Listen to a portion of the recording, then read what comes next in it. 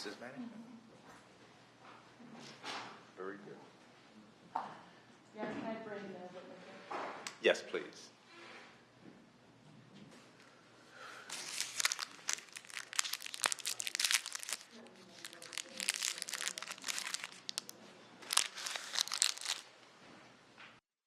All right.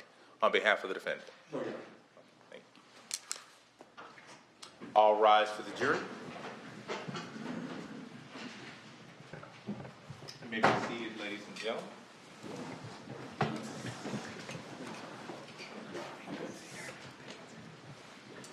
Good afternoon, everyone. Yes. Our notepads. Oh. Shoot. Sorry. Sorry. How are you? Pretty good about that. Sorry.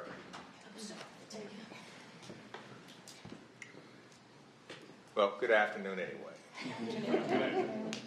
Give us a moment to take care of that. Okay, at this time we're going to move towards cross-examination of Ms. Lester. You may inquire. I'm sorry, Your Honor. You may inquire. Oh, thank you.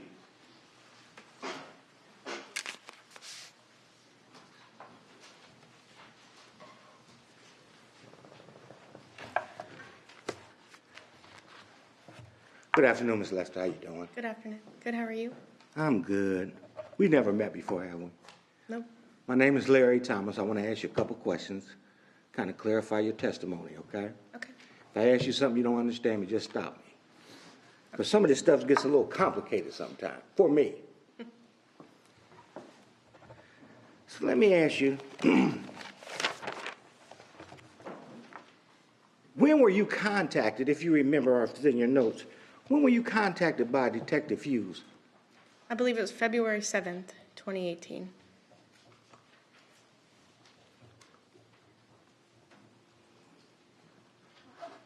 And when were you given the information that he wanted you to research? That afternoon he asked for help. The records for Rachael Anderson, I believe, came in February 21st. And February 21st? yes. And did you request records for Anthony Pardon? He did, yes. And I received them, I think, March 26th.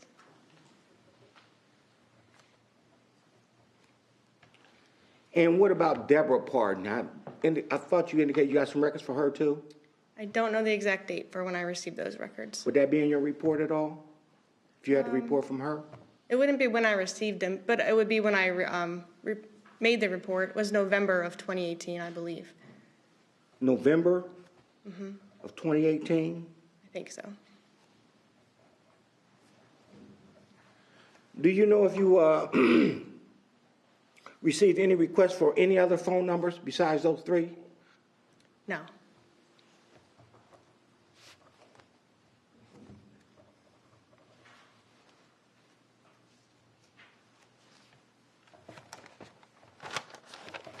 And I believe you indicated that once you got started,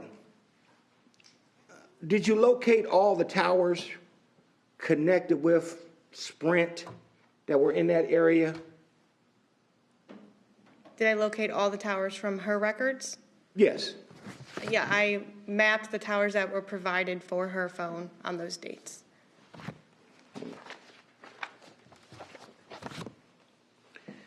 Your Honor, may I approach the witness? You may.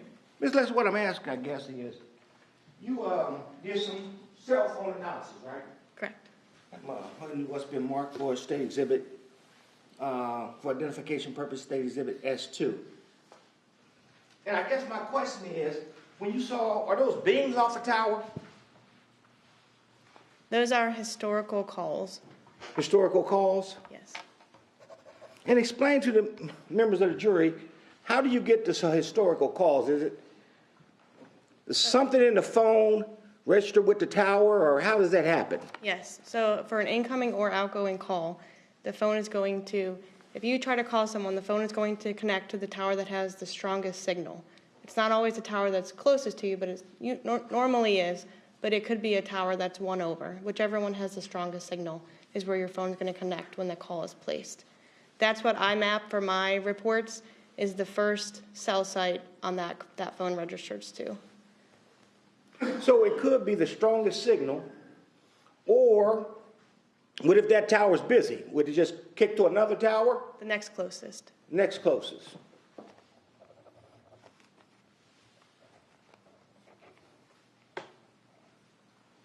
And I guess my question is, how are you sure that you've got all the towers? Or you just go by the towers that the numbers that you were researching are actually banging off of? Correct. I only map the towers that are provided in the records from Sprint. Okay.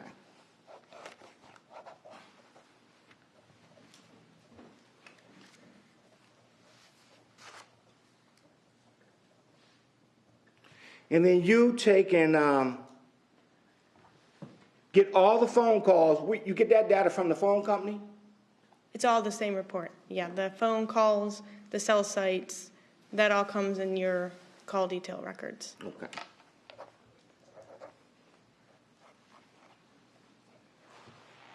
And once you do that, you just put that information into a program? I manually map these, You manually map them? yes.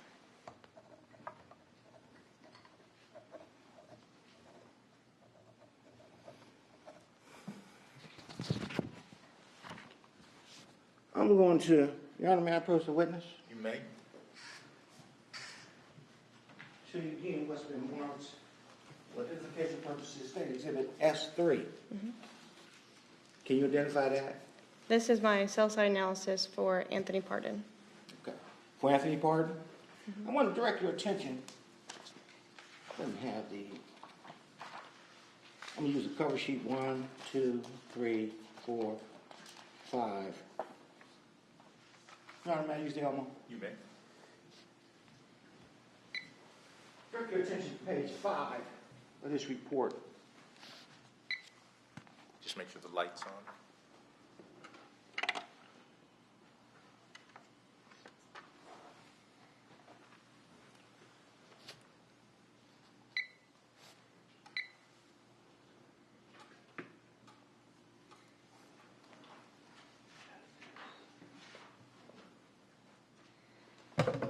Miss Lester, what is that? What is that diagram? This depicts the sector of the cell tower that was used. That's the sector? Yeah, which the sector is the side of the cell tower.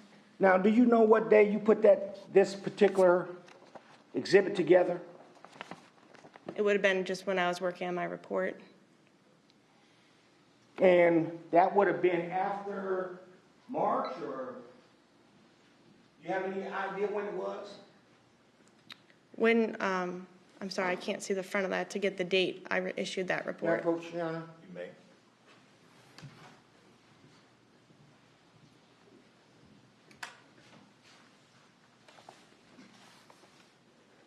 April 11th, April 11th of 2018? correct.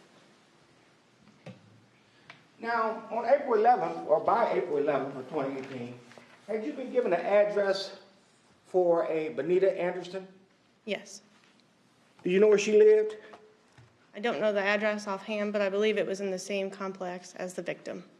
So when you put this diagram together, I noticed that you did not put Benita Anderson's resident on that diagram. Is there a reason why? There's not. Okay. Judge, if you give me 1 minute, I got one point to show. So, I'm going to show you what's been marked for identification purposes, State Exhibit Z. I should have asked you first, do you recognize it? You might not even know what this is. Let me hand you this. Do you know what that is?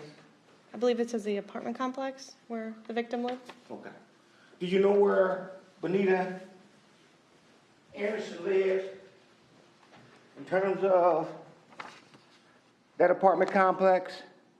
I do not. When you showed this, when you were shown this diagram or doing this diagram, would that address fall within the perimeters? I believe it's on the same street, so yes, it It should. would fall right in there. Yes.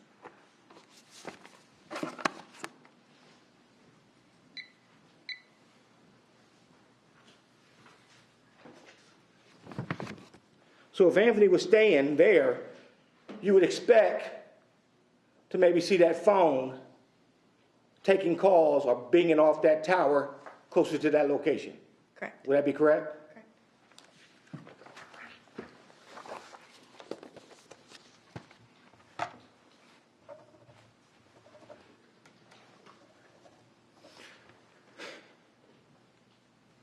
Is this all contingent on the new modern phones we have today, like these smartphones, or is that what's tracked? This is contingent on the records we receive from the cell phone providers. Let me ask you this. If I had, like, say, a flip phone, the old flip phones, you remember those? They still have them. Would you get the same data pinging off towers from the flip phones? Yes.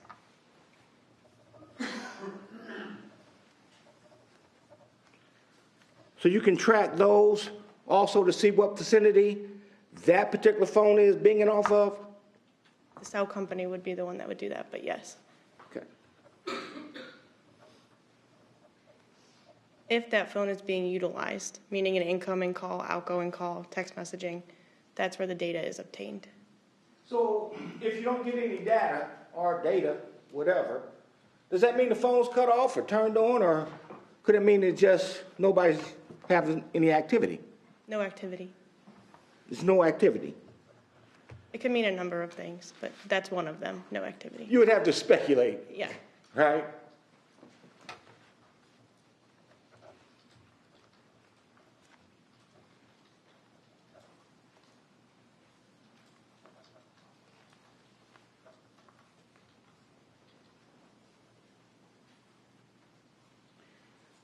Did you, well, let me ask you. Did you request the information from the phone companies, or was that information already given to you on a disc by Detective Hughes? It was provided to me. It was already provided. Correct. So when you said that this was a phone number associated, say, with Anthony Pardon, that was information that was provided to you by Detective Hughes, Correct. not from a phone company. Yes. So you don't know what name this phone was in. Is that correct? It might be in the report. I might have, under the first, on the first page maybe. I usually will write the subscriber if it's provided to me. Okay. May I approach John so she could take a look? You may.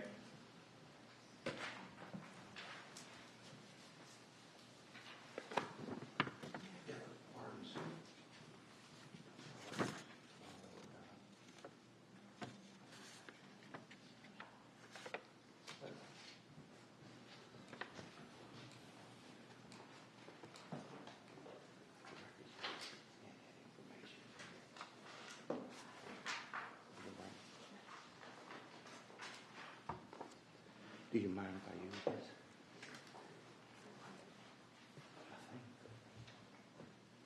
Anything y'all do?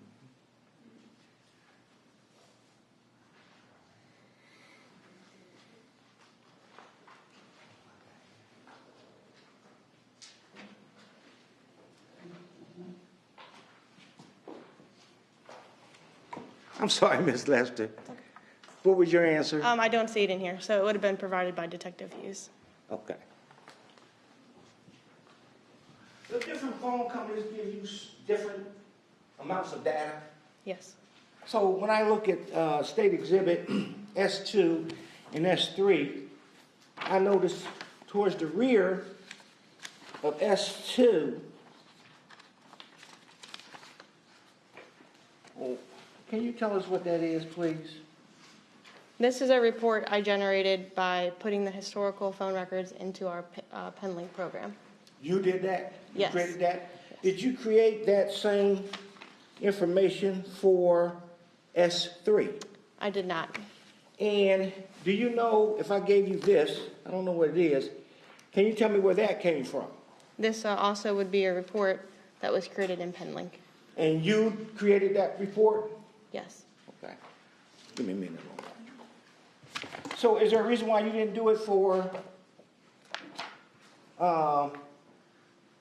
Cell phone number 614-817-8154. I usually will do it if it's requested by the agency. Okay. With Rachel's, we would have done it just to determine who she was speaking with, her last calls, that kind of stuff. And what else for Deborah Pardon? Would you do it, was that requested? It probably came from Detective Hughes. And what about for Anthony Pardon? Was that not requested? If it's not in my report, then no.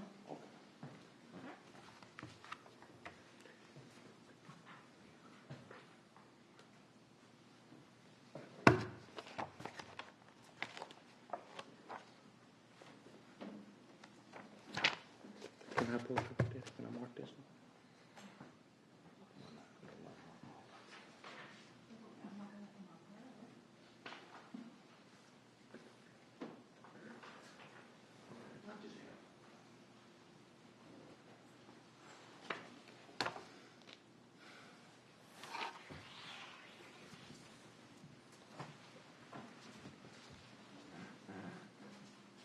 So I'm going to show you this. Mm-hmm.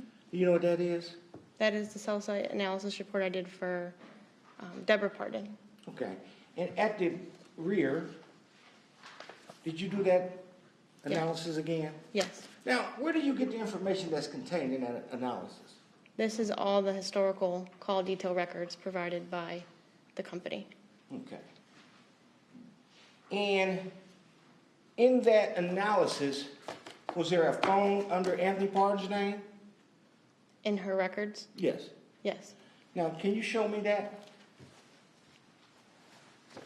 You're meaning communication between the two numbers? Yes, I think you have some stuff. Is that what that is, the communication between the numbers? Yes. Okay.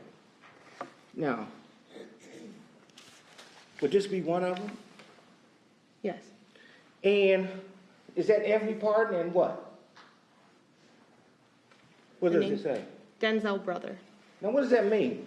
This came from the Celebrate from the phone. Yes. So what you have someone in your phone as, so she has Anthony Pardon in her phone as Denzel Brother. So it has Anthony Pardon and Denzel Brother under that phone number. This is just how I name it. So I Okay. have it named Anthony Pardon. She had it as Denzel Brother. Okay. So the number that you looked up said Denzel Brother, and you just added Anthony Pardon. Her phone Celebrate report said Denzel Brother. And I had Anthony Pardon, correct. You changed it, you added Anthony Pardon to the Denzel Brother for that number, Only for her report, for her report. correct.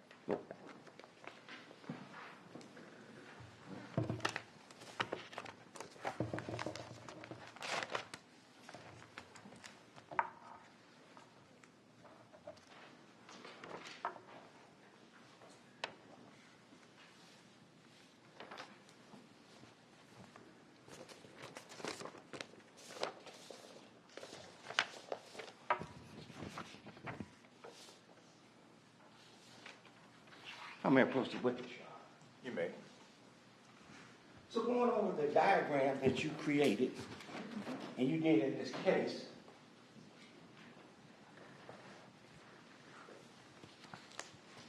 you were able to take the data that you received, and then I believe the locations that you used to compare the data, that was supplied to you by Detective Hughes, is that correct? Correct.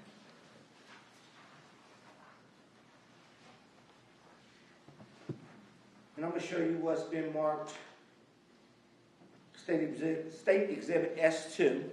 I think you showed this particular item to the jury.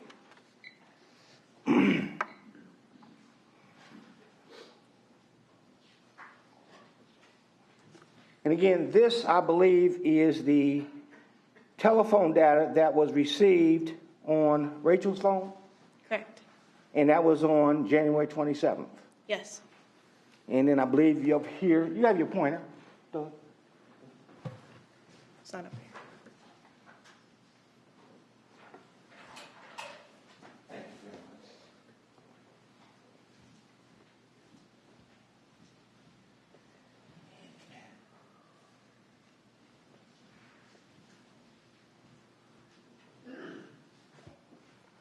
So on this particular occasion, on January 27th of 2018, if I direct your attention up to that far right-hand corner, is that the closest tower to the residence That I was provided, yes.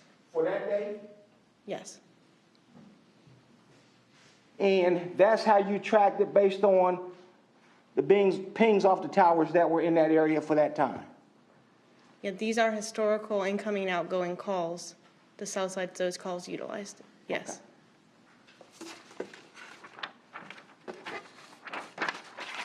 And then directing your attention again to January 28th.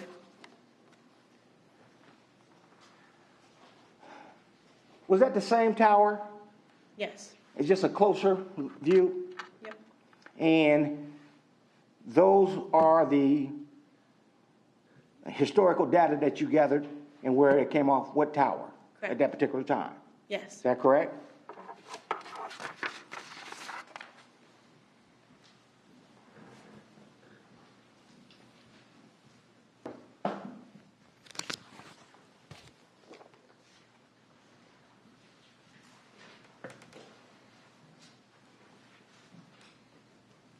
And I believe I'm going to direct your attention to State Exhibit S3.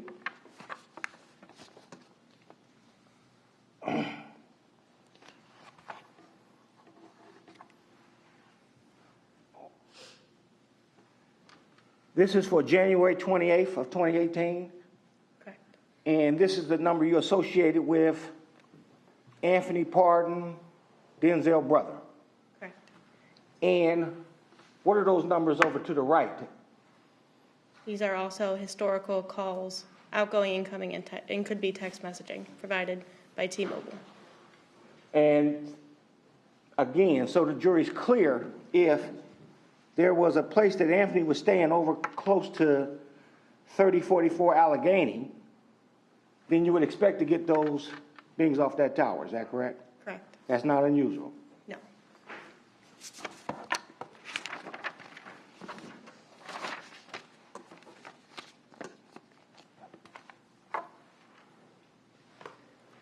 And looking at the information that was gathered on January 29th,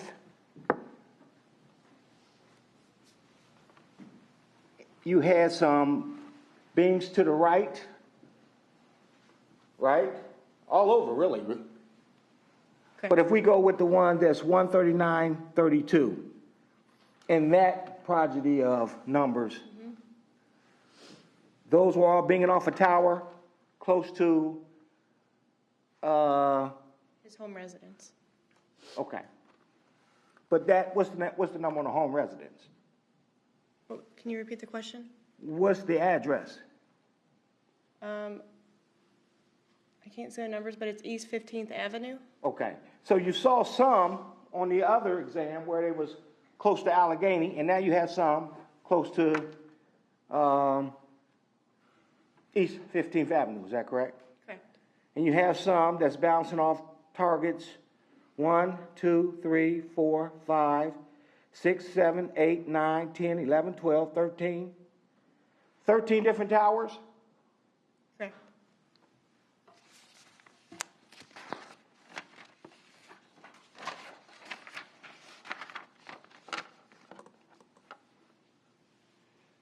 And then on January 30th of 2018, how many towers did you get information from? Looks like 6.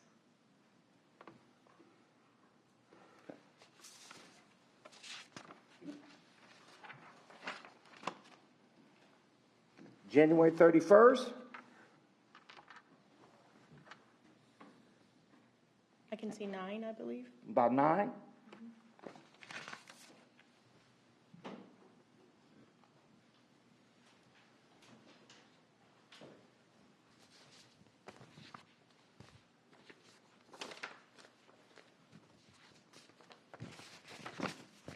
Now, based on this, you have no, when you're tracking this information, you have no idea who is in possession of a phone. do you? No.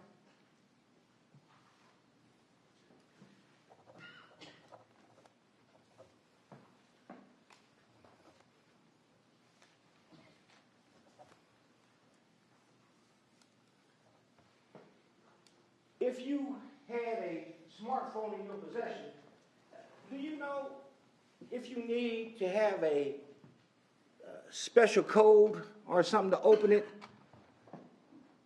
Do you know what I mean? Like if you put a lock on your phone, Yeah. some phones you do. It depends on the user, if they put a lock on their phone or not. I mean, if I leave my phone laying around and it goes unlocked, do you need a code to swipe to open it up?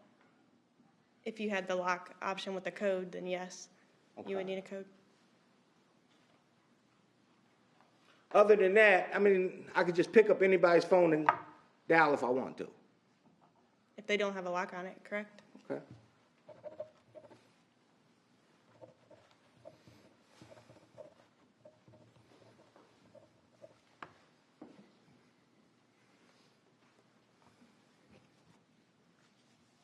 I believe you indicated that you looked into some information from Deborah Parton's phone, and she was requesting information concerning Rachael Anderson? Yeah, Google searching, correct. And that went on for a couple of days, or was that something that went on for a long time? It went on for the dates that were provided in the report. I believe it was, I couldn't tell you how many days offhand, but at least 3 or 4. Okay.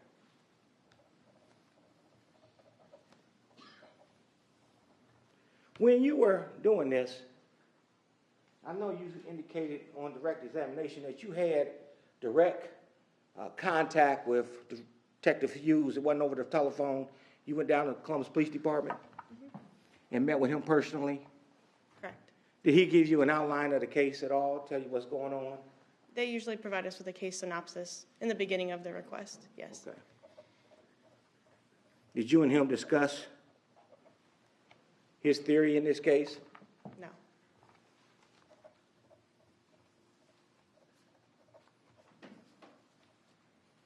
Did he tell you what he wanted you to put together in terms of coordinating the cell tower usage with any time a credit card was used? That would be part of the request, yeah.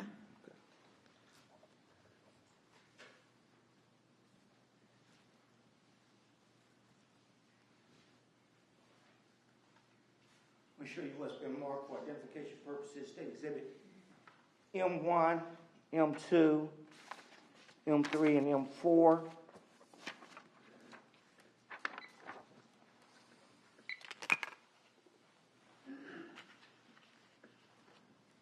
Now, Ms. Lester, what is State Exhibit?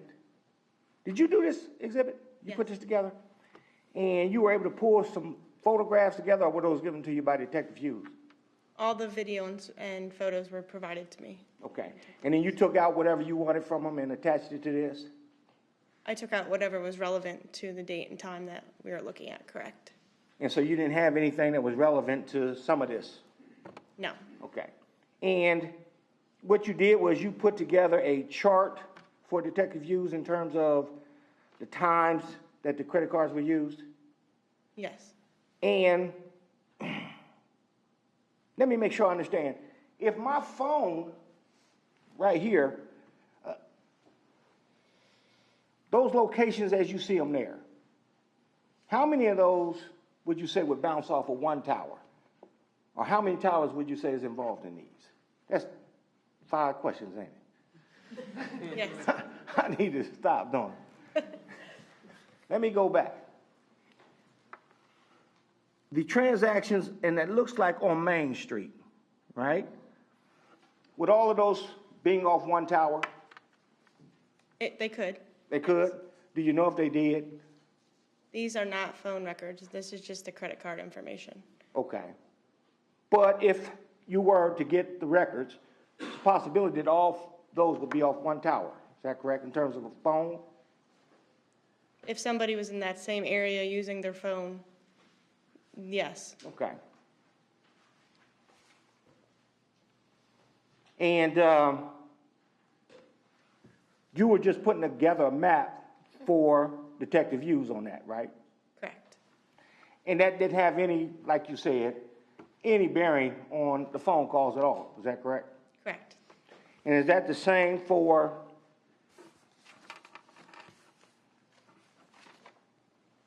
State Exhibit M2? Yes. Now, I notice again, you have the residence of just 2 individuals on here. Is that correct? Correct. You don't have the residence of Bonita Anderson or anybody else, is that correct? Correct. We normally just do the subject and the victim in each case unless it's requested. So you're not doing an investigation, you're just putting together data that the detective provides and putting it on a map, is that correct? Correct. And that's what you did also in M3? Correct. And he wanted to show the distance between the address on 15th Avenue and the location on Cleveland Avenue? Is that what that is? This is just a map of the transactions of the card used on that day. Okay, but you also have the residence, which is 1338 East 15th Avenue. Correct. And is that supposed to show the relationship in terms of how close they are together, how far apart they are? You can. So what is the scale? How far apart are they? Can we tell from this map? Is that miles? Is that blocks? How far is that? We cannot tell from this map. We can't tell from that. So none of these particular diagrams or these maps, you can't really tell how far they are from anywhere else, can you? Correct. Can you guesstimate, let's say like 5 miles, 10 miles, they were a mile apart, 2 miles apart? You could. Can you do it with these? I could. How? It would just be a guess. You'll be guessing? Were you asked or just make the diagram and put the addresses in there? Yeah, Yeah. correct. Is that right? The addresses are more just because I knew that address, so it's placed on the map. It's not really to show how close or how far away it is from something. So the map is kind of misleading because when I show you State Exhibit M2, it looks like this house is about not a block away, doesn't it? From the Fine Fair Food Market? Yeah, this map is more zoomed out than the other. But it puts it both in there, but it's not in the proper perspective, is it? It's just the view of the map at the time I created it. Okay. So I'm trying to help these folks.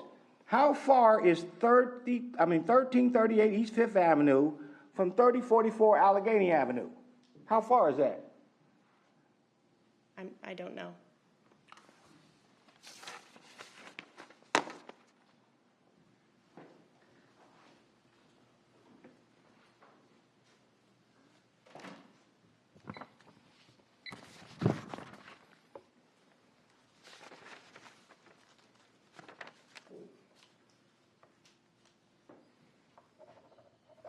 Were you asked to do any analysis for a person by the name of Sean Griggs or any phone number connected with that?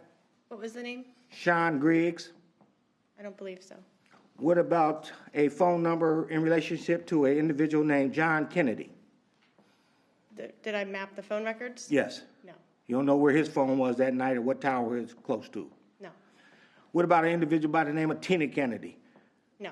You weren't given any records or asked to see where that phone was or where it was located? No.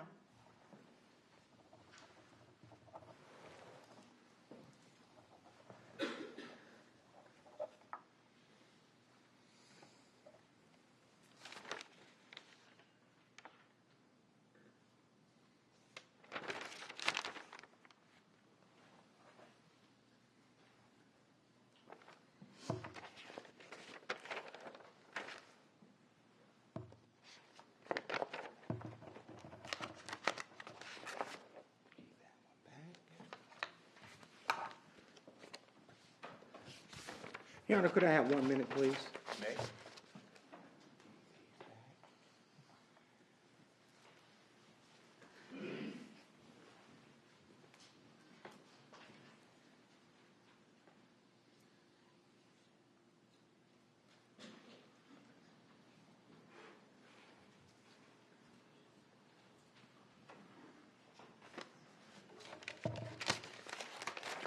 Thank you, Ms. Lester. Your Honor, I have no further questions. Thank you. Thank you, Mr. Thomas. Redirect. Thank you, Your Honor.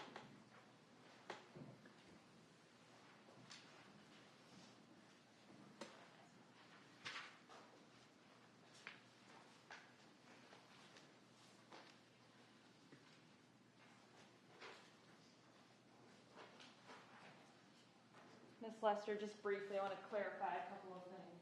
Okay.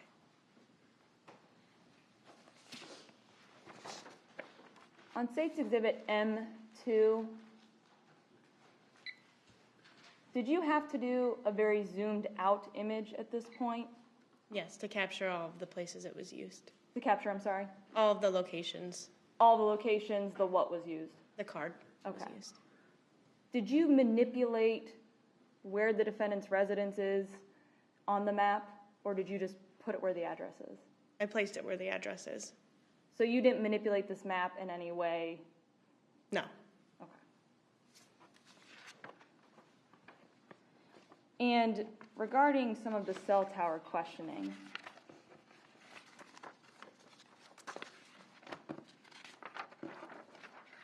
in State's Exhibit S3, on the date of January 29th, these cell towers, if you could clarify,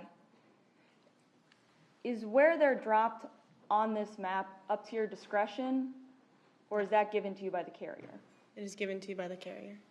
So you don't just drop the cell towers willy-nilly? No. Okay. You get an actual, what, latitude and longitude, Yes. and that's where you place them? Correct. Okay. And just for the record, if I may approach, Your Honor? You may.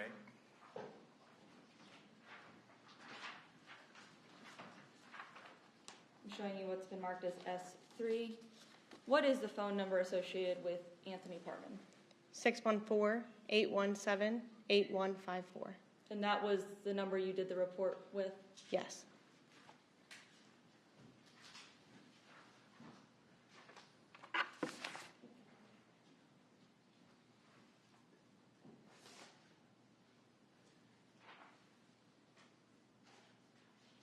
Thank you, Ms. Lester. Thank you. Thank you, Ms. Van Cooper. Recross. You may.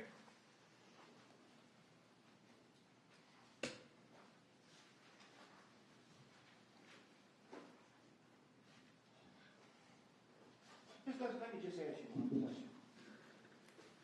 What's the purpose, so these folks know, what was the purpose of putting the residence on there? The residence of the subject and victim, Yes. we normally use it for every case, just to show where the victim lived and where the subject lived. So you wanted to show the proximity of where these towers are, or where the Bings was, compared to where Rachel lived and where Anthony may have resided? We put them on the map. And if Yeah, but I'm asking why. Do you have a reason why?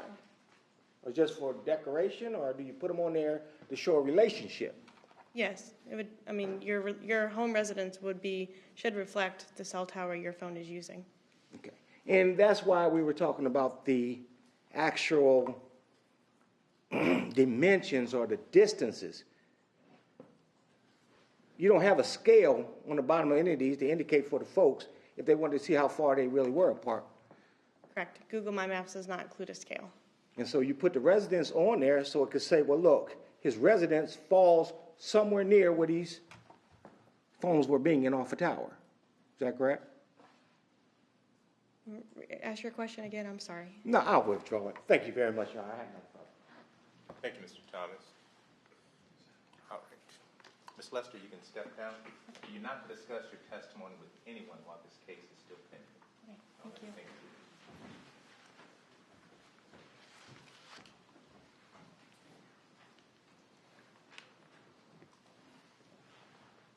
State may call their next witness. Thank you, Your Honor. State would call Detective James Howe.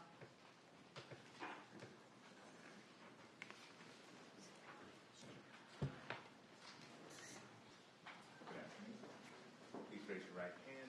Do you swear or affirm that the testimony that you're about to give is the truth, the whole truth, and nothing but the truth, as you will answer unto God, or under the pains and penalties of perjury? I do. You may be seated. Please keep your voice up so that the ladies and gentlemen of the jury can hear you. For the record, please state your name, spelling your last. James Howe, Howe. Thank you.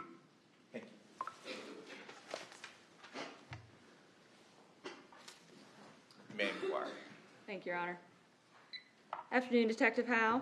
Good afternoon. Who are you currently employed by? City of Columbus Division of Police, And how long have you been there? 18 years.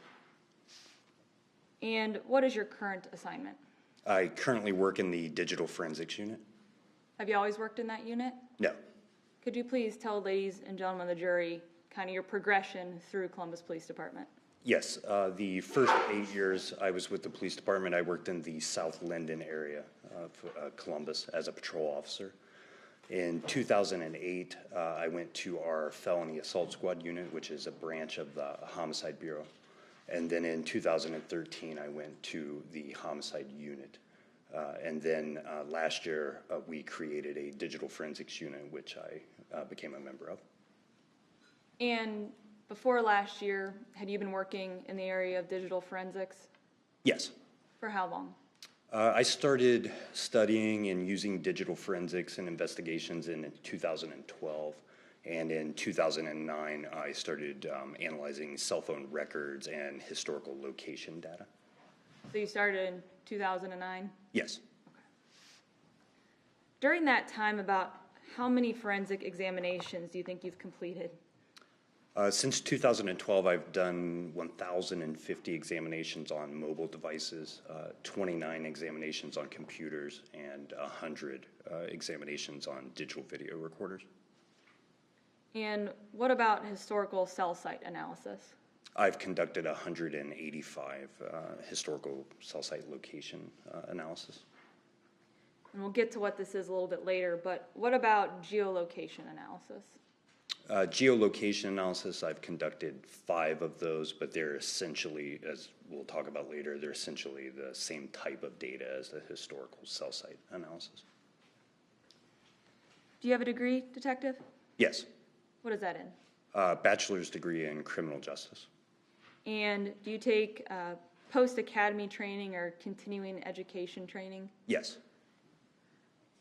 And is all of that, I guess, explain what that is and why you have to do it. In digital forensics, things change a lot, and we have to stay updated. So multiple weeks a year I'll spend in various parts of the country getting certified in different aspects of like digital forensics and anything digital evidence related. In fact, did you just get back from one of those? Yes. Where were you?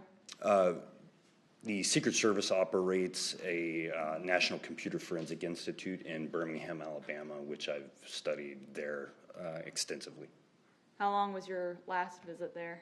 The last visit a few weeks ago was 3 weeks. You stay in a hotel that whole time? Yes, it was for a network intrusion course.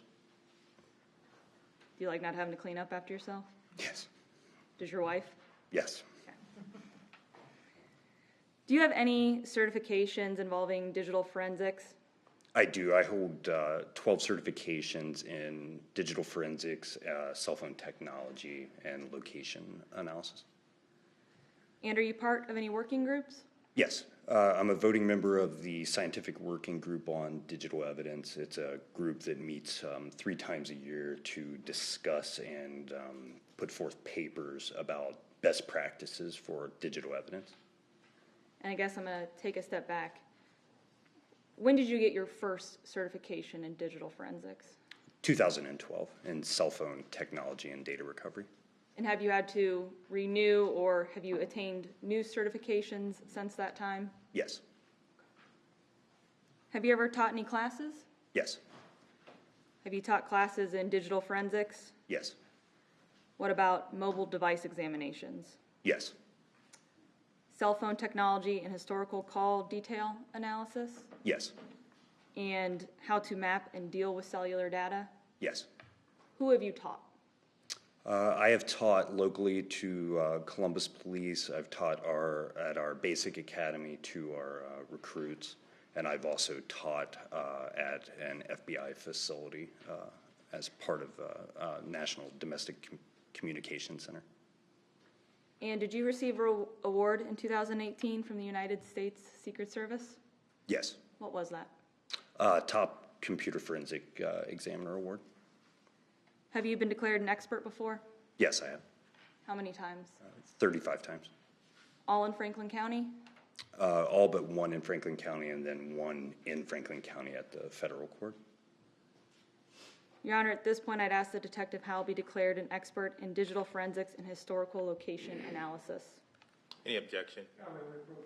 We may. Excuse us, ladies and gentlemen.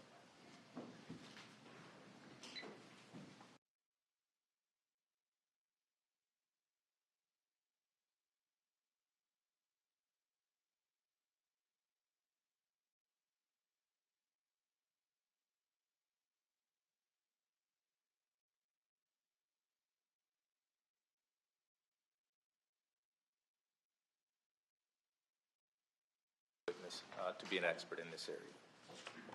Thank you, Your Honor. Detective Howe, how do you become involved in a case? Typically, I'll be contacted by the lead detective or someone at the scene that needs some type of assistance with digital evidence, whether it be a phone to be examined or call records to be analyzed. And what types of cases are you asked to look at records in?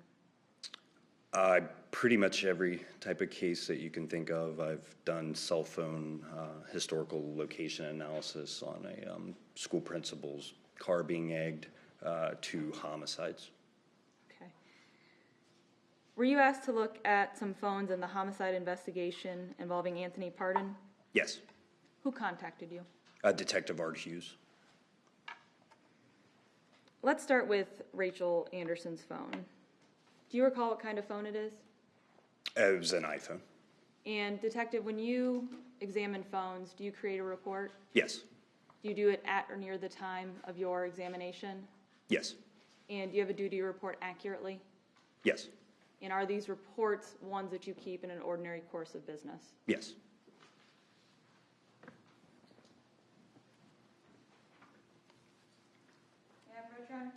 You may. Detective, I'm going to show you something marked as T1. Do you recognize this? Yes. What is this? This is the phone report that I did for Miss Anderson's phone. And Detective, to do this report, do you actually physically get Miss Anderson's phone? Yes.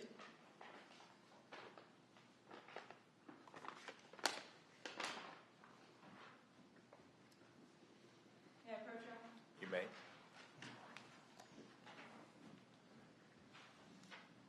And Detective, I'm going to show you something marked as C3.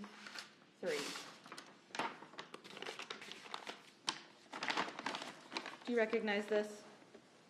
Yes, it's one of our evidence folders.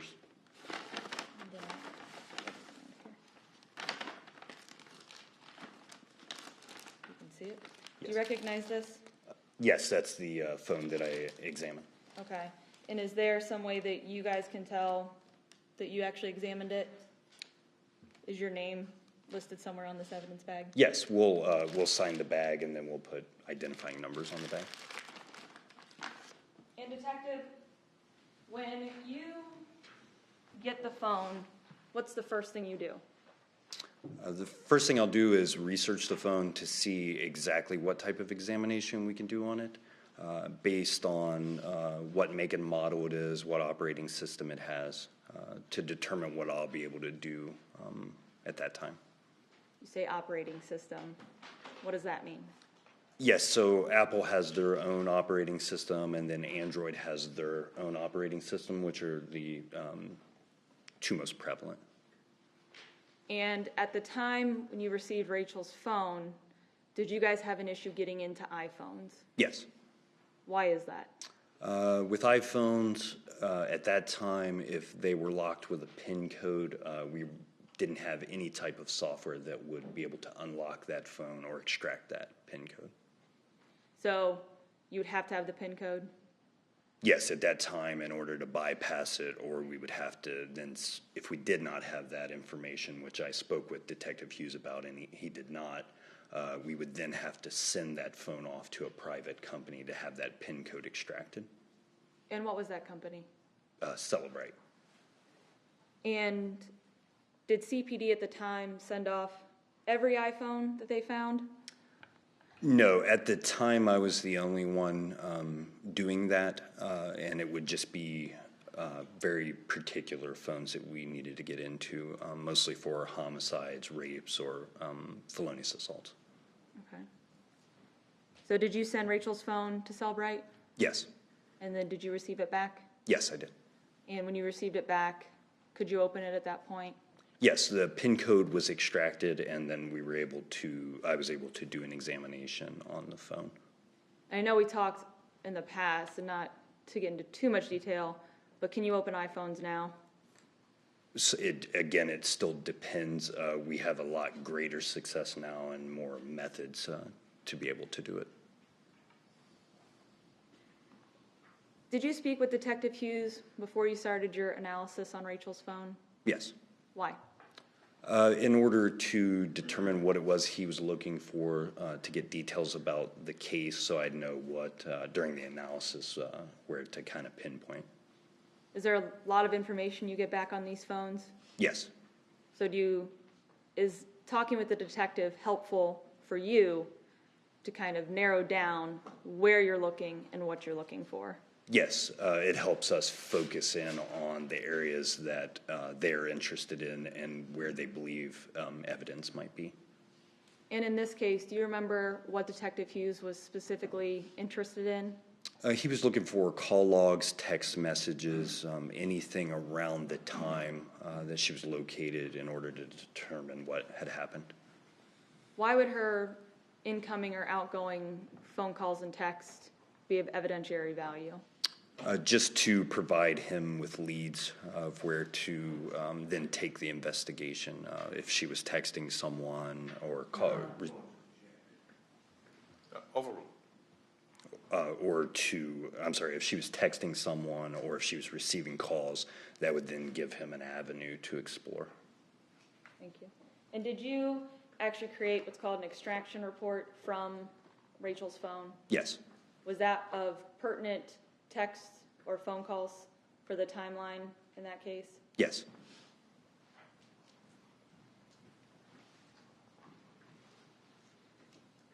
May I approach her? You may.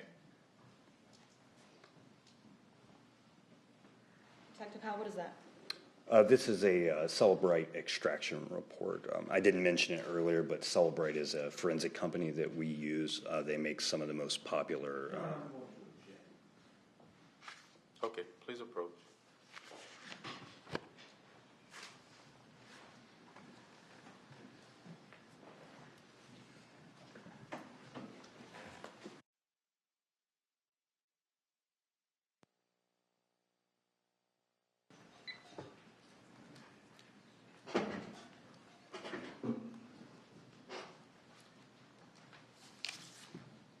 Okay, the objection's overruled.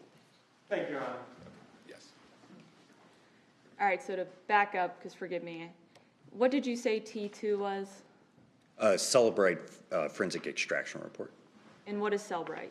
Celebrite is a forensic company that we use their software daily in our office. It's a mobile forensic software. It's forensic software? Yes. Sorry, your voice is kind of going down, so you gotta keep your voice up. So when you run a Cellbrite, easy for me to say, when you run a Cellbrite report, how does that work? So we'll input at first we will take an image of the phone using the software, and then we will take that image and put it into a second piece of software, and it will do the analysis for us. Then we're able to go through the contents of the phone. Okay, so it actually shows up then on your computer? Yes. You can click on different things to look through the phone. Yes, there will be a lot of different artifacts, text messages, photographs, pretty much anything you can think of on your phone. It will parse that data out, and we're able to look through it. And so T2 is an example of parsing out that data. Yes. Permission to publish, Your Honor. Any objection? No objection. You may.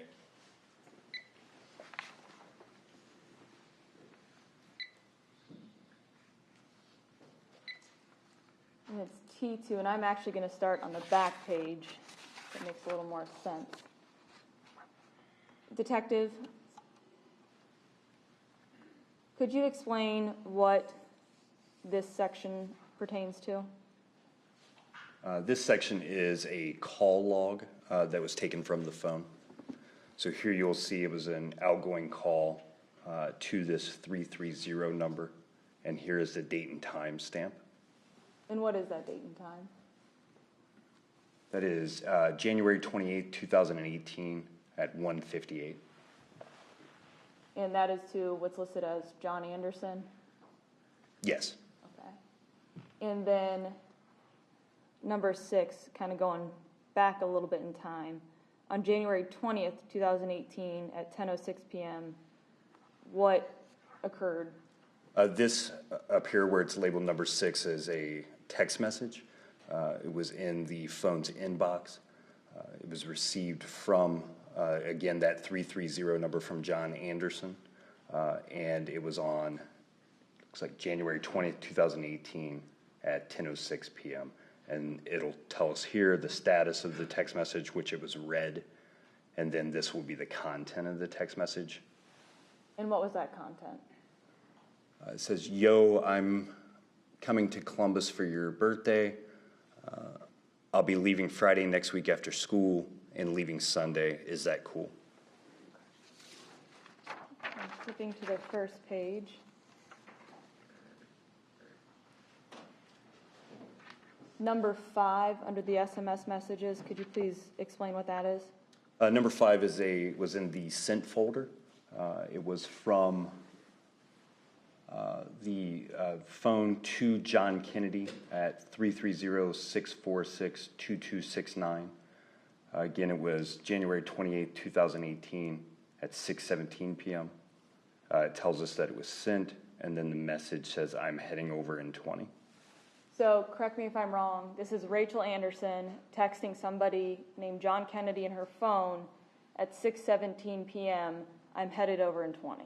Correct. Okay. And then number 4? Number 4, again, is a text message. It was in the inbox folder. It was incoming. It was from Tina Kennedy at 330-978-7741 on January 12, 2017 at 6:17 p.m. The status was read, and the message says, "Taking the cat home. We will be back in Athena." Okay. And then number 3. Number 3 was in the sent folder of the phone. It was it was to, again, John Kennedy at 330-646-2269. It was on January 28, 2018 at 1:59 p.m. The status was sent, and the message was, "OMG, my bro left with my house key. Can I stop by later and pick up yours?" What does OMG mean for some of us that don't know? Oh my God. I just wanted to hear you say that.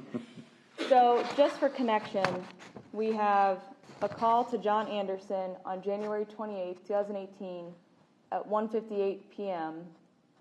So, Rachael is calling John, correct? Yes. And then at 1:59 p.m., Rachael is sending a text message to who has she listed as John Kennedy, talking about her brother leaving with her house key. Yes. Okay. And then number 2. Number 2 is from the call log. It is a missed call from Haley Kennedy at 330-646-1774. January 28, 2018 at 8:49 p.m. And you said it was missed, Yes. and how long would it say of the duration? 0 for a missed call. Does that make sense in your training and experience? Yes, on the device itself. Okay. And then number 1, could you explain what that is? Number 1 is a string of iMessages. Apple has a service where you can send from Apple device to Apple device in what's called an iMessage. So it can be like a group chat. Okay. And so the last activity on this chat was on January 29th, 2018 at 2:21 p.m.? Yes. But does that mean that Rachel's responding, or is that just any activity at all? That's the last activity on that group chat. Okay. Thank you, Your Honor.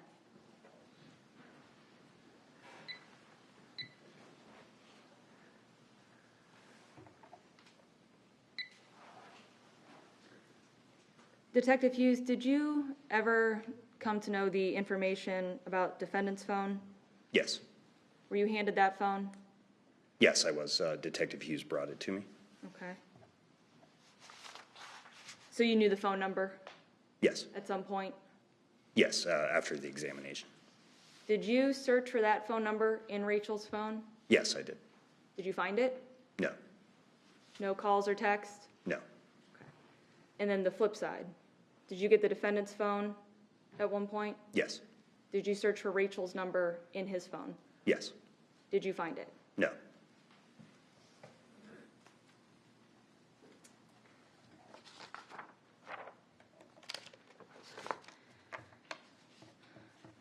So we talked a little bit about an iPhone and its operating system. What about an Android? An Android's operating system is owned by Google.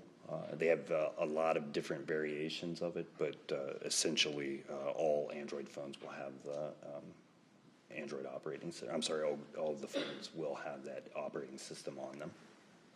And does the operating system have anything to do with your cell phone carrier?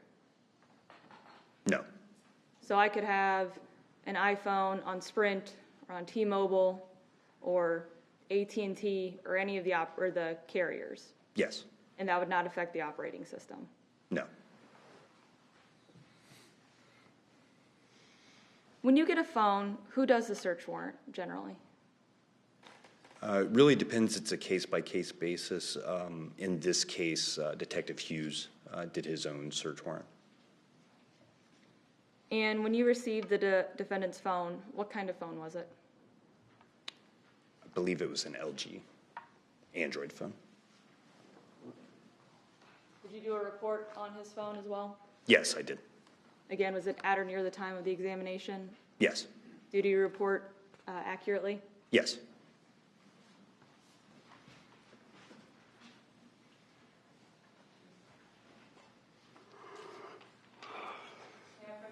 You may.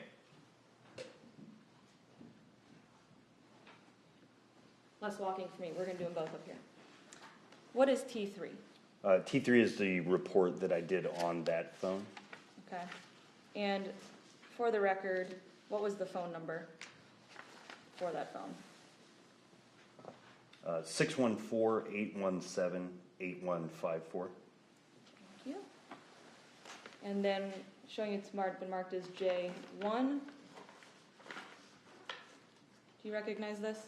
Yes. What is this? That is the LG phone that I examined, model MS210.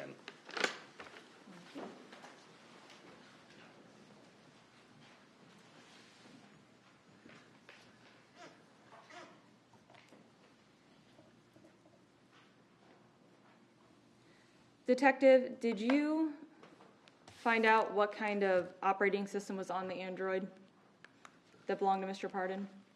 Yes. What operating system was that? It was an LG phone, so it had the Android operating system on it. So did you have to send that out, or could you keep it here? No, we were able to do an examination, or I'm sorry, I was able to do an examination at the time. And was it in the same fashion that you did Rachel's through Cellbrite? Yes. Did you then, back up. Detective Hughes did the search warrant, correct? Yes. Did he do it to Google? Eventually he did, yes. Okay. And the first information you got back from Google, was that all the information from the defendant's phone? So just to clarify, like when we do an examination on a phone, we'll do a search warrant through our municipal court for the device itself. And then once the data is extracted, if we find some secondary information, like the Google information, we'll do a search warrant to that carrier then. And did you do that in this case? Yes, Detective Hughes initially did a search warrant to Google after, to get location data after the examination. And did you have to do a new search warrant to get the accurate information? Yes, Detective Hughes did not receive any of the location information back for that particular Gmail address that was attached to that particular device. You said Gmail. What is that? Yes, so email service that Google offers. If you have an Android phone, you likely have a Gmail account associated with it in order to enjoy all the features that the Android phone offers. And can you explain that a little more? What do you mean by the features? If you're going to download certain apps, if you're going to use certain services that Google offers, you have to have an account associated with the phone. And so in this case, was there a Gmail account associated with this phone? Yes, there was. Okay. And did you eventually receive information from Google regarding location services from that phone? Yes, when I found out that he had not received any of the information back, that there was no data available based on some of the examination things that I was able to recover, I didn't think that was correct. I since learned that there was some wording issues and things that they were looking for in search warrants. I contacted Detective Hughes. I asked him if it'd be okay if I did a second warrant to try to retrieve the data, which I did. He agreed to, I did, and then we received the location information back. Was there anything else other than the Gmail that kind of piqued your interest about this phone potentially having Google records? I knew from the examination that the location services were enabled, and what those are is, again, for user experience, Google, you can allow and authorize applications to basically know where your phone is at all times. And then Google, your device will then send that, if you allow it, your device will then send that information back to Google and they record it. And what fancy word did you use, or what do they term it? User experience. So if you are using your phone to find a restaurant or some app where you want to know like a specific location, it will then access those types of things and let you know what's around. And when you received the information from Google regarding the location services, how did you receive that information? Google has a law enforcement portal that only law enforcement officers can access. That's where we upload our search warrants once they're signed, and then that's where we retrieve the data once they provide it to us. And did you get that back in this case? Yes. Let's talk a little bit more briefly about cell phones. And again, I said briefly. Don't throw all these science words at us, okay? Okay. Okay. What are cell towers? Cell towers are, if you're driving down the road and you see the big mast that comes up from the ground, that's what an actual cell tower is. Each cell tower will typically have like 360 degrees of coverage. So if you look at the top of a cell tower, you'll see antennas. Each one of those provide about 120 degrees of coverage. So you get the entire 360 degrees. And how do they interact with our cell phones? So when you turn your phone on, your network, your carrier will authenticate that you're allowed to be on that network. Your phone will scan the area around it, see which cell towers are available and that it's authorized to access. Your phone will keep a list of those and where they're located as far as range. And then typically the way it works is your phone will select the tower that's closest to it within its line of sight and the strongest signal. And so if my cell tower, or if my cell phone, if I call from here and it hits the closest tower with the strongest signal, correct? Yes. Then how does the carrier know that I'm contacting that cell tower? Is it in the phone, or is it the carrier has the information? It's both. The carrier will know because they keep that information as a normal course of business. It's a business record to them. They want to know which tower you access, and they want to know which particular antenna, which is referred to as a sector, that you accessed. So it'll be both on my phone and with the carrier. Yes. Let's talk a little bit about GPS. How long has GPS been around?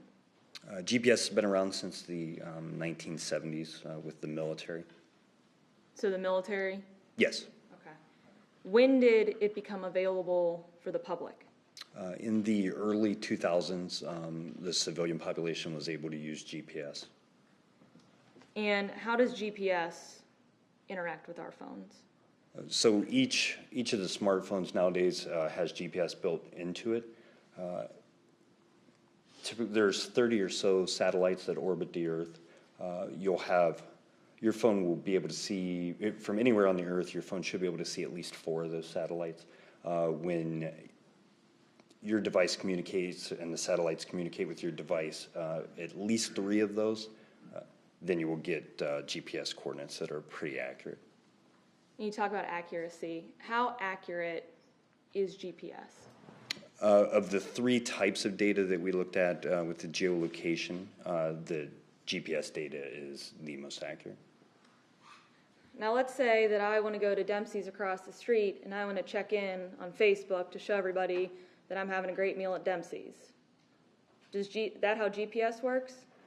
Yes, so if you have a device and you've enabled the location services and then you're running an application that requires those services for you to be able to use it, that's what it would use. It would locate where you are and it would locate the places around you. Now I'm sorry, I'm going to ask you to slow down a little bit. So the application, is an application like Facebook? Yes. So it would be something you would download from an application store, an app store, whether it be iPhones or Androids. You would download it to your phone. If you've ever downloaded one, you'll see if you have an iPhone or an Android, it'll ask you whether or not you would want to allow that particular application to use your location services. So is that how, like when I check in on social media, it can say the closest restaurant I'm to is Dempsey's? And Yes. It will give me that option? Yes. Okay. Do emergency services ever use GPS? Yes. So we have what's called E911, where after a certain manufacturing date, all phones had to have GPS capability built into them. So that way, if an emergency was to occur, we'd be able to locate that device.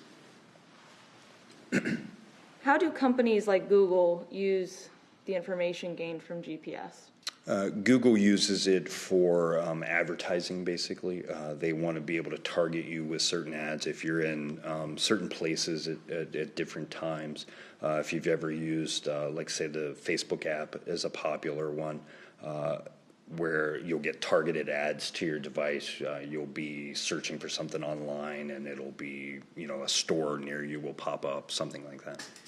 So like when I search ice cream, and then all of a sudden I've got ads for 3 different ice cream stores? Yes. That's how that works? Yes. Okay. Finally, let's talk about Wi-Fi. What is Wi-Fi? So Wi-Fi, the way it works in this case, the data records very similar to like the GPS data.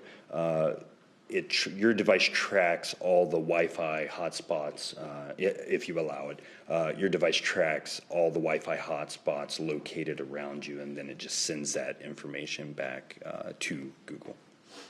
So, as I'm walking down the street, is my phone constantly searching for Wi-Fi? Yes, again, the same. It's constantly scanning the area to see where you are and what's located in that area, and then it logs that information. And then again, if you've enabled that, you've allowed it, it will then report that back. So if you're in your house and you've connected to a Wi-Fi, it'll report that back. If you're in a neighbor's house, it'll report that back.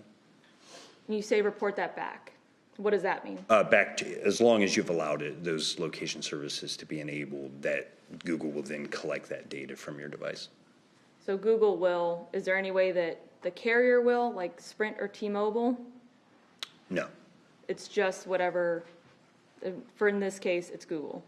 Yes. A cell phone carrier just records when you access their network and use their services. How accurate is Wi-Fi? Of the three that we looked at, the data in this, we have GPS, Wi-Fi, and cell phone towers. Wi-Fi would be the second most accurate. So GPS is the most accurate, Wi-Fi is the second most accurate, and then cell towers. Yes. Is there a term that's commonly used to encompass all three of these technologies? Geolocation. Geolocation? Yes. Okay. So from here on out, when you say geolocation, this is what you're talking about? Yes. Okay. How can you examining and analyzing geolocation data be of evidentiary value to law enforcement? For us, the tracking purposes to see where a particular device was at a specific time. And to get this information, does the user have to be actively using their phone? No, so that's why it makes it a little better than using just cell phone records when we have this type of data, because from what I've seen on the analysis that I've done, is that it reports back typically every 1.5 to 2 minutes, so we receive constant updates. You said every 1.5 to 2 minutes? About every 1.5 to 2 minutes. Okay. And I don't have to be on Facebook or sending a text or making a phone call for it to report back every 1.5 to 2 minutes? Correct. Okay. Detective, did you get geolocation information from Google? Yes. And did we review that ahead of time? Yes. And then did you use that data to create a report? Yes, I did. Ms. Van Coolen, can I stop you right now before you start down that road? Take a break? Yes. I was on a roll. I know. But we're going to go ahead and take our afternoon break at this time, ladies and gentlemen. If I can get you back in the jury room at 3:30. Again, remember the admonitions that I've given you with respect to discussing this case among yourselves or with anyone else. All rise for the jury.